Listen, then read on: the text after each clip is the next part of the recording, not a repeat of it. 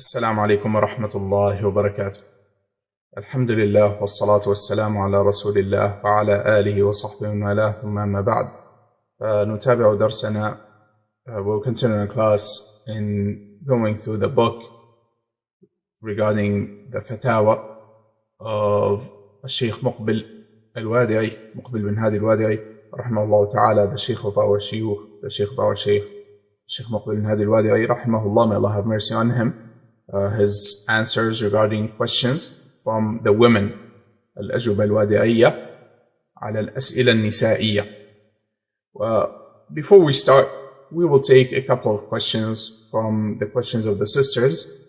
And the first question that we have is regarding irregular menses or istihada.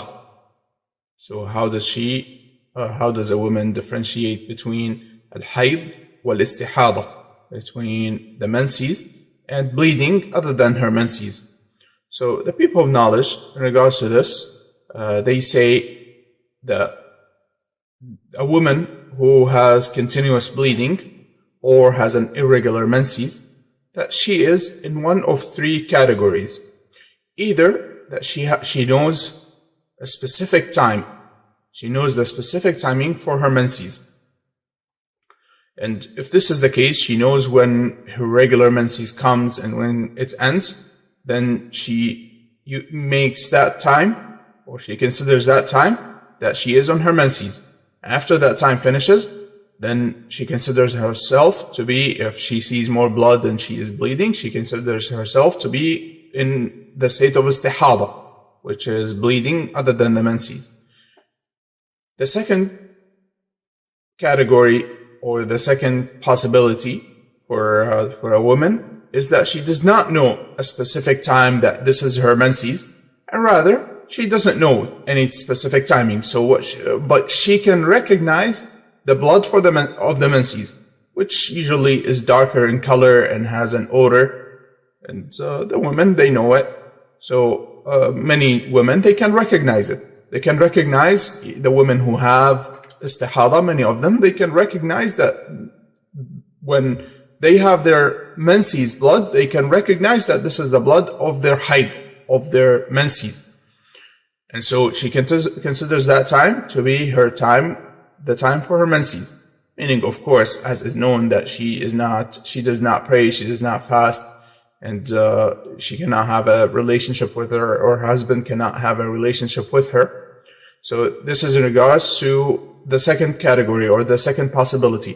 The third possibility is that she does not know a specific time. Again, she does not know a specific time for her menses. There are no specific days that she knows that this is the beginning, the first day of her menses, or this is the last day of her menses. Nor is she able to recognize the blood. So a whole month passes, and she cannot recognize that this is a menses blood, or this is bleeding other than her menses, or is a vein that is causing bleeding.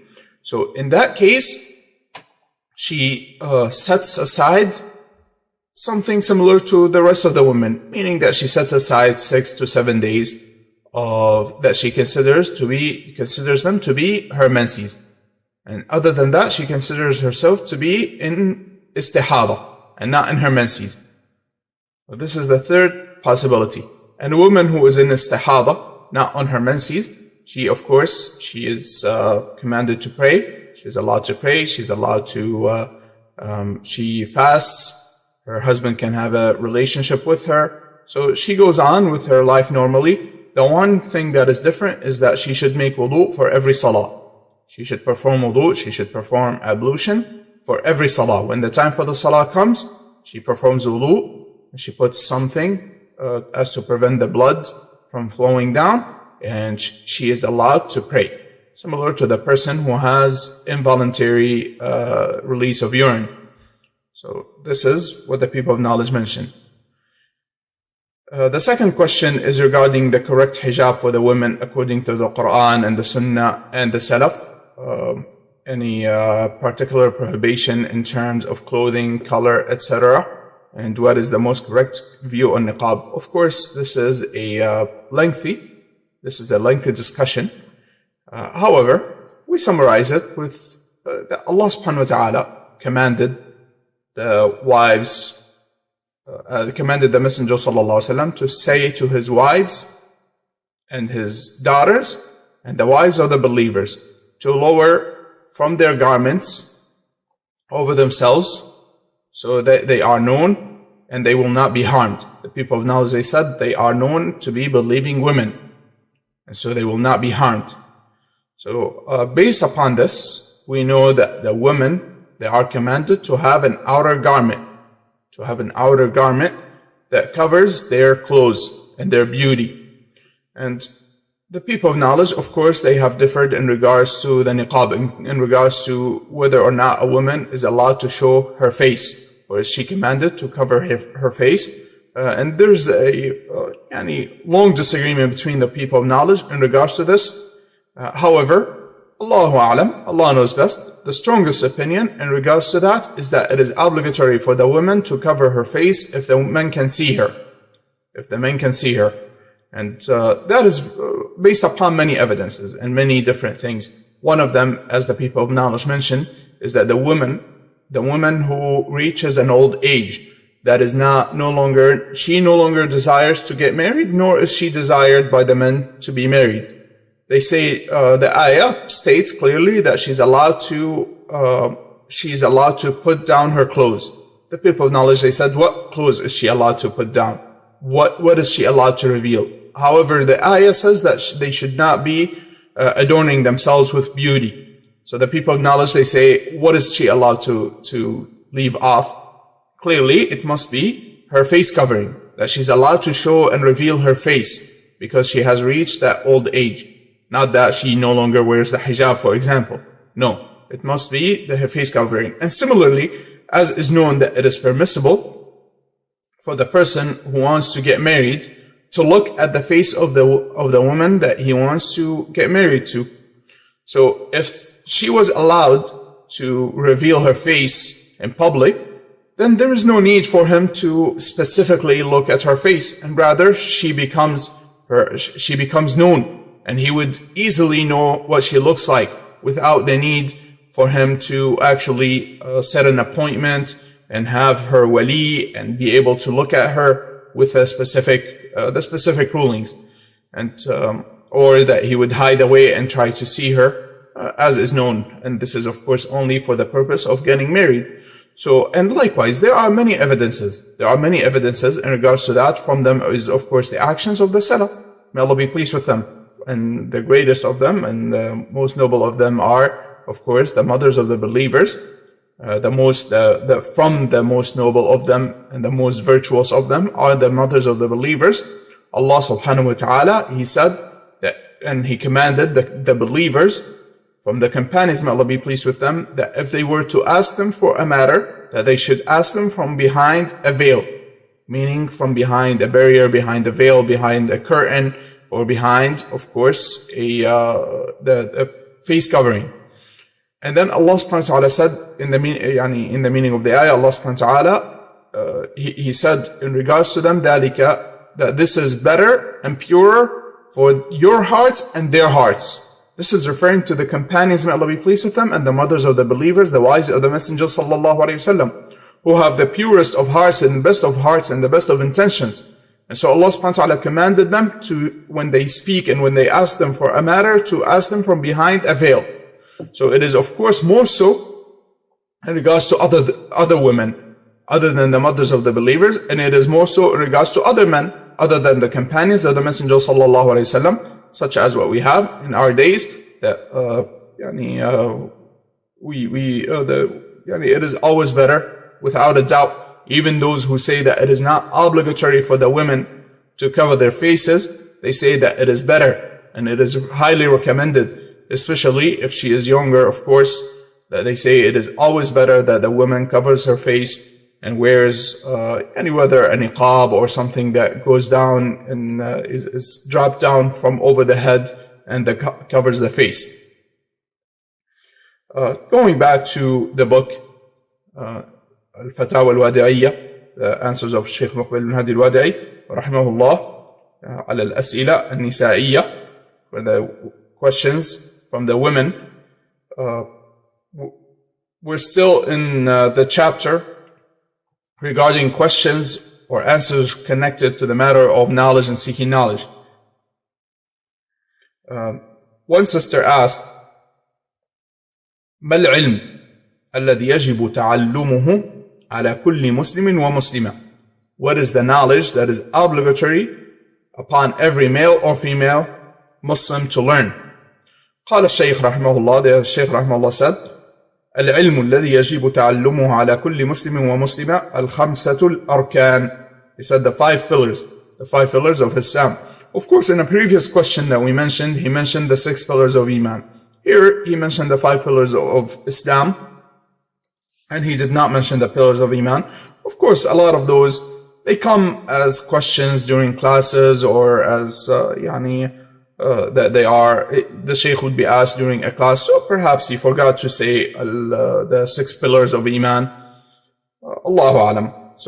And then he said, but in a previous question, of course, he mentioned the pillars of Iman, and especially Tawheed Allah subhanahu wa ta'ala. And we talked about that. He mentioned examples of graves that are worshipped besides Allah subhanahu wa ta'ala, and the warning against that, and that it is important for the women to know Allah subhanahu wa ta'ala, and to know about monotheism, and to beware of polytheism, etc. So, of course, that is, they are to be understood together. So the Shaykh rahimahullah here, he mentioned the 5 pillars of Islam. We say, of course, there is no doubt that it is also obligatory to learn the pillars of Iman. And then the Shaykh rahimahullah, he said, ثم بعد ذلك أيضا ما أوجب الله عليك أو عليك. And after that is that which Allah subhanahu wa ta'ala has obligated upon you. قال أنت رجل عندك تجارة. For example, you're a man who has transactions and has trades, and you're a merchant. Of course, a man or a woman. قال واجب عليك أن تتعلم ما هو الحلال من التجارة. It is obligatory upon you to learn what is permissible from trading and buying and selling. وما هو الحرام, and what is impermissible. قال كذلك أنت رجل تحب أن تسافر. ينبغي عليك أن تتعلم آداب السفر. If you are a person, he said رجل, a man, however, man or woman, because he was asked man or woman. So if you travel, it is important for you to learn the manners of traveling, the rules connected to traveling. قال فالأمر الذي أوجبه الله عليك هو الذي يعتبر واجبا. So whatever Allah subhanahu wa ta'ala has obligated upon you becomes an obligation.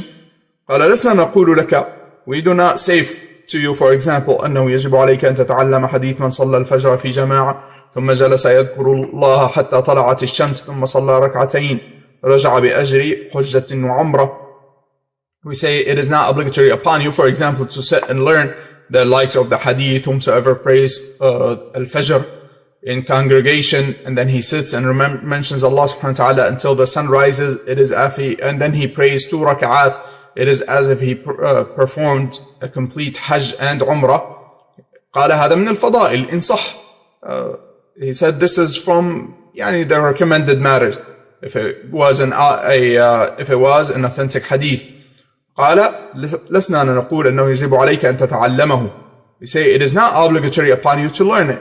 لكن الواجب عليك أن تتعلم أو أن تعلم ما أوجب الله عليك. But rather what is obligatory upon you is to learn the obligatory matters, the things that Allah subhanahu wa ta'ala has obligated upon you. إذا أردت أن تتزوج تقرأ في آداب الزفاف. For example, he said if you want to get married, you learn the rules connected to marriage. قال حتى ما يدخل الرجل على امرأته وهي حائض. So a person does not have a relationship with his wife while she is on her menses. وحتى ما يطلقها وهي حائض. And so that he does not divorce her while she is on her menses. Those are different rulings. It is, for example, as is known, is impermissible for a man to have a relationship with his wife while she is on her menses. And likewise, it is not permissible for him to divorce his wife while she is on her menses. So those are things that one must learn if he wants to get married. قال والطلاق وهي حائض لا يجوز. Divorce while she is on her menses is not permissible. وحتى ما يطلقها ويقول أنت طالق ثلاثا إلى غير ذلك من الطلاق البدعي. Likewise, he said one does not, for example, want to divorce his wife and he says you are divorced 3 times in one sitting. And other than this, from the innovated matters and the impermissible ways of, or the innovated matters in the religion. قال الحياة التي تزاولها وتحترف فيها أنت صيرفي يجب أن تتعلم أمور الصرافة. He said, the matters that you deal with, the things that you deal with, it is an obligation upon you to learn about the things that you deal with. For example, you deal with money exchange. It is upon you to learn the rulings of money exchange. ما هو الحلال من الحرام? What is permissible, what is impermissible? ما يأتيك شخص يقول لك أريد أن تصرف لي هذه 500 عندي عشرات وثقلتني أريد أن تصرفها لي ولك 10 ريالات أو 10 ريال أو لك 20 ريالا. And he said, for example, a person, he comes and he wants change, or he wants to get rid of change and get bigger bills of the same currency, and he gives the person more. That is not permissible. Yani he gives him, for example, 110 for 100 of the same currency for the purpose of getting change or getting rid of change. He said, this is not permissible. قال وقعتما في الربا إذا زدت. You both fall into riba, to usury, if you increase. أو استزدت, or if you give more or take more. ريالا واحدا, even if it is a single ريال. قال فعرفنا ما هو العلم, يعني a single unit of the currency. قال فعرفنا ما هو العلم الذي أوجبه الله عليك, وأن يتعلم المسألة التي يعمل فيها بعد الأركان الخمسة. He said, so by way of this we come to know what is obligatory upon you to learn. It is to learn everything that you have to deal with after, of course, learning the 5 pillars of Islam. Yani, we say to our sisters and brothers who are listening, we say, what is obligatory upon you is to learn the pillars of Iman. Of course, it is not obligatory to go into all of the small details, and the different statements of the people of innovation and the people of falsehood and how to refute them and other than that. No, this is not obligatory. But of course, it is very highly recommended, especially if you want to become a student of knowledge and be able to help the sisters around you, that you can learn these things and warn the sisters against the statements of falsehood, against the ways of and the methodologies that are innovated and other than that. But what is obligatory is to learn the pillars of Iman in brief, the basic understanding of the pillars of Iman, the pillars of Islam, especially the things that you are going to do, such as, for example, if you don't have money to give zakah, then you don't need to learn all of the details. For example, you don't have sheep. You don't need to learn the rules of zakah on sheep and other than that from livestock. It is not necessary at that point. But what is necessary, if you have money, if you have, for example, jewelry, it is upon you to learn, what do you need to do? Do you have to give zakah on it? Or are you excused? Did it reach the level or the amount for which you have to give zakah? Or is that not the case? So you need to learn these things. Likewise, of course, you have to learn how to pray, how to fast, how to purify yourself, and other than that, from the different rulings. So the rulings, learning what is needed, what is upon you from the pillars of Islam, especially the things that you need to do, that you need to practice, you need to learn them, so that you worship Allah subhanahu wa ta'ala upon knowledge, upon light. And then after that, depending on your situation, for example, if you're married, you need to learn at least the basic rulings of the family and household and what is concerning them, what is the role of the woman, what is the role of the man, and other than that, in their relationship, in their house. And likewise, as the Shaykh mentioned, marriage, divorce, and other than that, from the different rulings. After that, if the person works, a brother or a sister, if they have a work, they have, they have properties that they rent out, or they have, they buy and sell real estate, or they have any sort of transactions. They deal with transactions, they deal with any sort of buying and selling, then one must learn the rules of buying and selling, and so on and so forth. Whatever the person does, whatever the person works with, one must learn the rulings connected to it. So the Shaykh rahimahullah, he said, Al-Arkan al-Khamsa la yu'daru ahadun bijahliha. As for the 5 pillars of Islam, no one is excused for ignorance in them. قال ثم المسألة التي يعمل بها فيها. And then whatever the person does, فهو عازم على الحج ينبغي أن يعرف كيف يحج. So if a person wants and intends to go and perform Hajj, one must learn how to perform Hajj. قال رجل وزير لابد أن يتعلم السياسة الشرعية. واجب عليه أن يدرس السياسة الشرعية. If a person is a minister or has a specific position in the government, then he must learn the Islamic politics. قال رجل رئيس يجب عليه أن يدرس السياسة الشرعية. Say he is a president, for example, he must learn about the Islamic politics. قال العمل الذي تزاوله واجب عليك أن تعلمه. So whatever you do, whatever job that you do, even in regards to the worldly matters, you must learn what is connected to it from the different rulings. تعلم ما قال الله فيه. Learn what Allah subhanahu wa ta'ala said in regards to it. وما قال رسول الله صلى الله عليه وسلم. And what the Messenger صلى الله عليه وسلم said in regards to it. ثم سئل الشيخ, the Shaykh was asked, the sister asked, هل هناك مانع لخروج المرأة بدون محرم لتحضر مجلسا في العلم أو غيره. So he was asked, is it permissible or is there a harm that a woman would leave without a male relative, an unmarriable male relative or her husband, in order to attend the gatherings of knowledge, or other than that? Yani to leave in general, especially of course to sit and learn in the gatherings of knowledge. So the Shaykh rahimahullah, he said, إذا لم يكن هناك سفر وأذن لها زوجها فيجوز. If there is no travel and her husband allowed her, then it is permissible.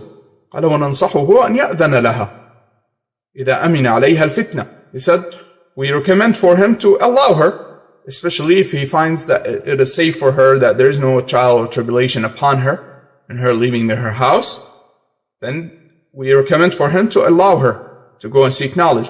ولا تفتن غيرها. And likewise, if he finds that she does not cause trial and tribulation for others. قال فإن النبي صلى الله عليه وسلم يقول, because the Messenger صلى الله عليه وسلم said, لا تمنعوا إماء الله مساجد الله. Do not prevent the female servants of Allah, the houses of Allah, the masajid of Allah. قال ويقول أيضا طلب العلم فريضة على كل مسلم. And the Messenger صلى الله عليه وسلم, he said, and the meaning of the hadith, seeking knowledge is an obligation upon every Muslim.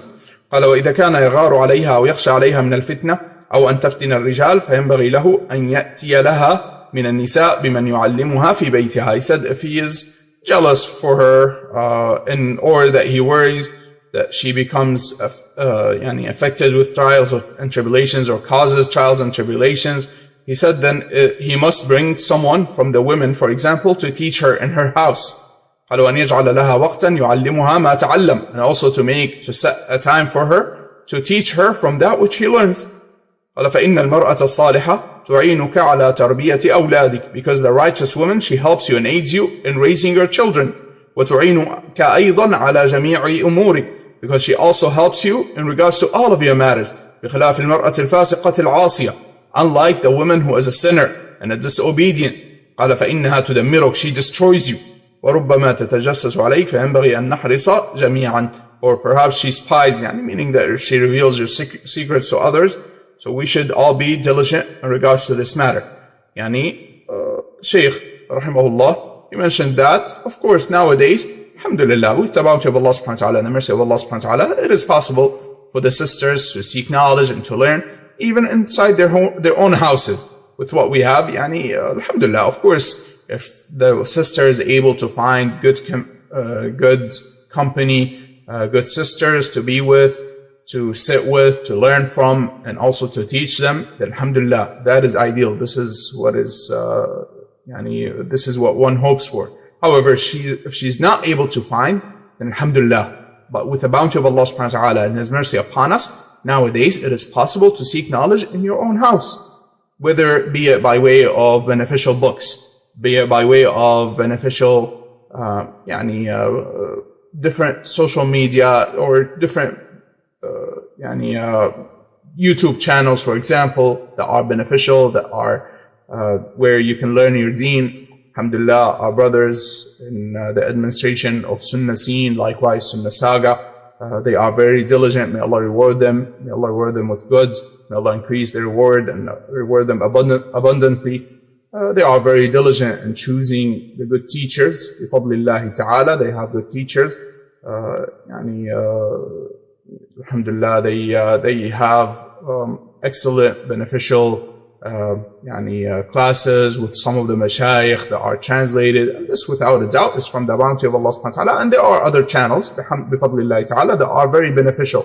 However, of course, one should be also careful not to listen to anyone. As is known, many of those social media channels and other than them, they are open. They're open platforms. So you can have people of the Sunnah and people of the Bid'ah, people of Sunnah, people of innovation. They all teach and they all speak on those platforms. So what is important for us is to look for those beneficial channels and stay away from the harmful ones. If you're able to understand Arabic, then alhamdulillah, find the channels of the ulama, the likes of Shaykh Abdul Muhsin al-Abbad, Shaykh Salih al-Fawzan, and Shaykh, of course, Shaykh ibn Uthaymeen, Shaykh bin Baz, Imam al-Albani, rahimahullah, Shaykh Muqbil al-Wadi'i, and other than them, find their recordings, find their classes, and listen to them, benefit from them. And other than them, Shaykh Abdul Razzaq al-Badr, and other than them, our Shaykh Abdul Rahman al-Maysan, hafidhahullah, our Shaykh Abu Hussein al-Ba'dani, hafidhahullah, and other than them, from the people of knowledge, find their channels, find their classes and recordings, and benefit from them, because without a doubt, this is the best way to learn. If you're not able to, you don't understand Arabic, for example, then alhamdulillah, there are brothers who translate, benefit from those translations, bi'idhnillahi ta'ala. So barakallahu feekum. This is from the bounty of Allah subhanahu wa ta'ala upon us nowadays, is that it is possible for you to seek knowledge wherever you are. Regardless of where you are, it is possible for you, it is easy for you to seek knowledge. What is important is to be diligent, to have some time management, because if you don't have time management, then time passes and you don't learn. So set a time, specific time for learning. Set a time on the side, say this is for me to seek knowledge. And be diligent, go through books, go through explanations of books. And alhamdulillah, bi'idhnillahi ta'ala, Allah subhanahu wa ta'ala will give you the knowledge. And also, of course, piety, the fear of Allah subhanahu wa ta'ala, wattaqullah wa yu'allimukum Allah. Fear Allah and Allah teaches you. So by way of fearing Allah subhanahu wa ta'ala and having piety, Allah subhanahu wa ta'ala increases the people in knowledge. I ask Allah subhanahu wa ta'ala to increase all of us in beneficial knowledge and righteous good deeds. قال الشيخ رحمه الله قال أوصي إخواني ها هنا أن يجتهدوا مع أهليهم. He said, I recommend for my brothers. Now this is an advice to the brothers, to be diligent and to work hard with their families. ويجعلوا لهن أوقاتا, and to make time for their wives. فإن قلت امرأتي لا تحب التعليم لا تفهم أيضا وربما يكون حالها كحال بعض الإخوة مع امرأته يعلمها ثم يقول لها إنك كذا ينتقص منها أنها لا تتعلم فهي تنفر. قالت له المرأة تقول عليك اللعنة إذا لم تقم من عندي وإذا علمتني مرة أخرى. يجعل هذا كأنه سببا للخلاف. كونها لا تفهم مثلا، كونها لا تفهم، كون المرأة لا تفهم يجعل الزوج ربما يغضب عليها، وبسبب غضبها عليها هي تنفر من طلب العلم. فينبغي على الرجال أن يكونوا صابرين مع نسائهم. So the Shaykh rahimahullah, he said that the men should be patient with their wives. Their case that some of the women, they do not like to seek knowledge. They do not like it. So they don't understand the matters quickly. They don't have quick understanding or deep understanding of some of the matters. So the husband comes to try to teach her. And if he sees that she's not understanding, he becomes angry with her. And then she starts to dislike seeking knowledge, because her husband became angry with her because she did not understand. So rather, he should be patient with her. And if he's not able to, the Shaykh rahimahullah will mention what is the solution if she's not able to. If he is not able to remain patient with her, the Shaykh rahimahullah will mention, what's the solution? قال فإذا كانت معرضة تذهب بها إلى النساء الصالحات. He said, if she is far away and she doesn't want to learn from you, she doesn't want you to teach her, or likewise you're impatient with her, he said, you take her to the righteous women, to the good women, to good sisters. قال وأنت محتاج لها في الدعوة إلى الله. He said, you are in need of your wife when calling to Allah subhanahu wa ta'ala. يعني تدخل إلى النساء وتعلمهن وأنت لا تستطيع أن تدخل إلى النساء فينبغي لنا أن نحرص على تعليم أهالينا والله المستعان. He said, because the women, of course, they are able to go and sit with the women and teach them, whereas the men are not able to. So we need from the sisters those who learn. So we should be diligent in making sure our wives, that they learn, they study, they sit down and learn and benefit. So if the person is not able to teach his wife, then he should at least help her, take her to good sisters who will teach her and help her and be with her. And likewise, nowadays, as I mentioned before, with the bounty of Allah subhanahu wa ta'ala, if you're able to, if you are, this is to the brothers and also the sisters, that you can look for beneficial classes that you think are at the level that your wife would understand. Or that if you are a sister, that you look for those classes that are at the level that you think you can understand and start listening to them. You benefit with them. Bi-idhnillahi ta'ala. You benefit by way of them. Bi-idhnillahi ta'ala. If Allah subhanahu wa ta'ala permits you to.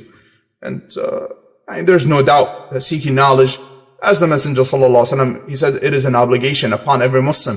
And Allah subhanahu wa ta'ala elevates and raises those who are given the knowledge into high levels in virtue and status.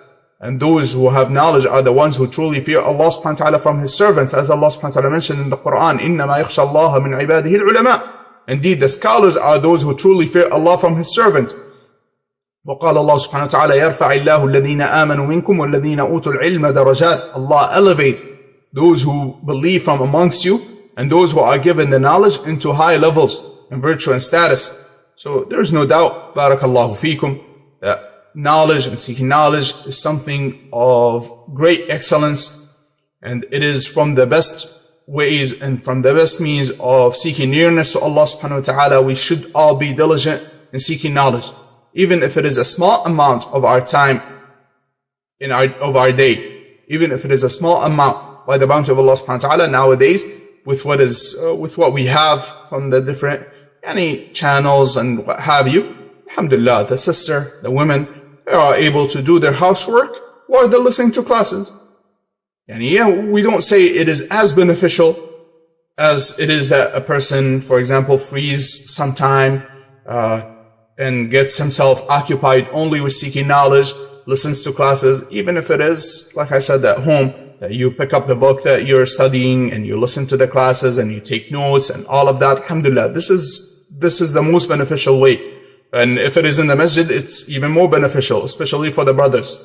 As for the sisters, alhamdulillah, they can benefit even inside their own houses, because the woman, the best place for her is her own house. So this is an excellent way for the sisters to learn. However, even in addition to that, or if the woman is not able to do that, bifadlillahi ta'ala, it is possible, like I said, that they have some classes. They listen to classes while they're doing their housework. Alhamdulillah, nowadays it is very easy. And so there is no excuse for any of us. And this is addressing myself and all the brothers and all the sisters. There is no excuse for us not to say, no, we're not able to seek knowledge. Alhamdulillah, seeking knowledge is something that is easy for those whom Allah subhanahu wa ta'ala makes it easy for. We ask Allah subhanahu wa ta'ala to give all of us the beneficial knowledge and the righteous good deeds, and to allow us to act upon that which we learn. وصلى الله وسلم وبارك على نبينا محمد وعلى آله وأصحابه أجمعين. سبحانك اللهم وبحمدك